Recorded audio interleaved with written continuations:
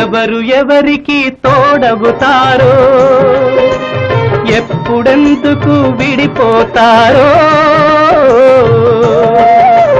మమతను కాదని వెళతారు, మనసే తాలని ఉంటారు.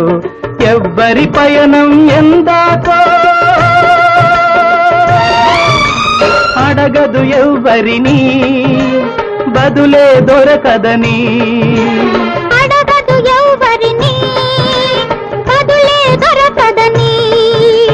ఓ బాటసారి, ఇది జీవిత రహదారి. ఎంత దూరమో, ఏది అంతమో, ఎవరు ఎరుగని దారి ఇది, ఒకరికి సొంతం కాదు ఇది.